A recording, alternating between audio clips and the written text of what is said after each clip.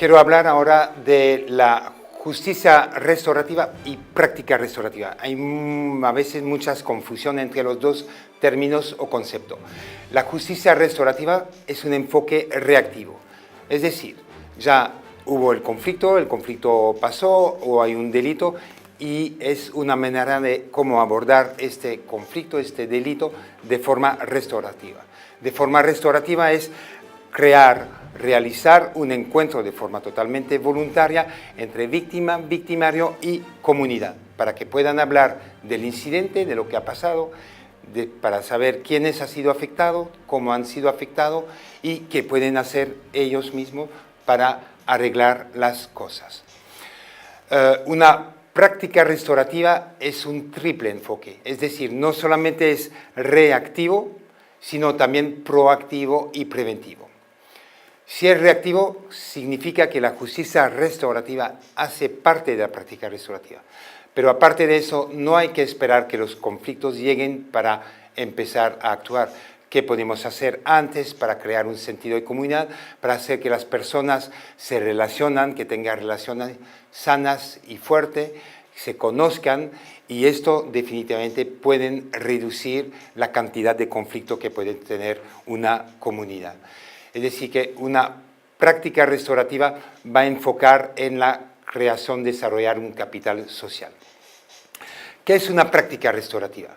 Una práctica restaurativa, muchas veces yo digo, muchos profesionales desean cambiar el comportamiento de las personas. Pienso, por ejemplo, un docente en una escuela quisiera que sus alumnos participan en clase, se respetan entre ellos, hagan sus tareas, etcétera, etcétera, ¿no? Y no lo logra, porque los estudiantes se mueven, no escuchan, llegan tarde, no hacen sus tareas o lo hacen mal, es decir, que no lo logran.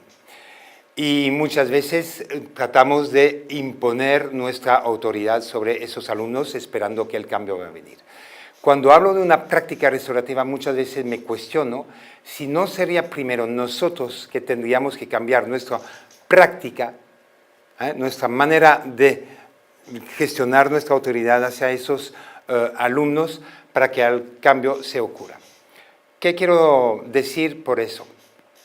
Una práctica restaurativa sería primero hacer un cambio de autoridad. Es decir, la autoridad es muy importante, pero la autoridad no es solamente tener un alto control, sino también de proveer apoyo, de estar presente, de saber dar afecto, de saber escuchar, acompañar, orientar. Y una práctica restaurativa es muy importante que los dos sean presentes. Alto control, pero siempre con alto apoyo. Una práctica restaurativa sería también de crear espacios de confianza, espacios sanos donde las personas, en este caso hablando de una escuela serían los estudiantes, tengan voz, que puedan expresar ideas, opiniones o lo que sientan, ¿no? Y que esa voz sea escuchada. Y es por eso que una práctica restaurativa es que dar voz a la persona y no solamente que yo decido de lo que tiene que pasar. Otra de las prácticas restaurativas es cuestionar a las personas, es muy importante. Las preguntas son muy poderosas, pero no cualquier pregunta, no preguntas que juzga o preguntas cerradas, sino más bien preguntas que, como hacía Sócrates. Sócrates hacía preguntas que empujaban a la gente a pensar lo que pensaba, que empujaba a la gente a reflexionar sobre sus ideas o sobre su comportamiento. Entonces, si nuestra práctica cambia, nuestra práctica de actuar, muchas veces contribuye al cambio de conductas de las personas.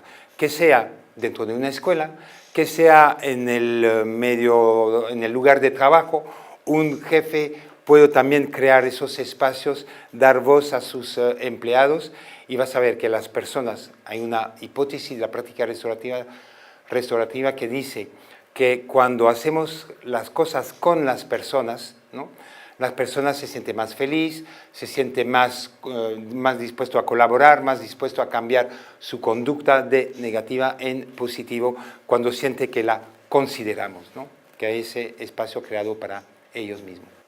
Una cosa importante, le comentaba que la práctica restaurativa tiene un triple enfoque, es proactivo, de construir capital social, construir comunidad, preventivo, trabajar todo lo que se puede hacer para prevenir incidente, problema, conflicto, como por ejemplo es el acoso escolar, y reactivo, que es la justicia restaurativa. En nuestra práctica realmente tenemos que enfocar un máximo sobre lo proactivo y preventivo, que es lo más importante. Cuando me llaman en una escuela para apagar un incendio, es decir, un conflicto importante que hay, sí lo podemos apagar, pero si no trabajamos luego todo lo que es proactividad, preventivo, no paramos de apagar incendios, conflictos vendrán. Eso es algo importante. Otra cosa sobre la práctica restaurativa es su ámbito de intervención o sus ámbitos de intervenciones. Es una gran ventaja, pues la práctica restaurativa puede ser aplicada en el medio escolar, en el sistema penal, en el sistema empresarial, en la comunidad y a nivel familiar. Y yo diría también a nivel personal, que se sirve a uno mismo.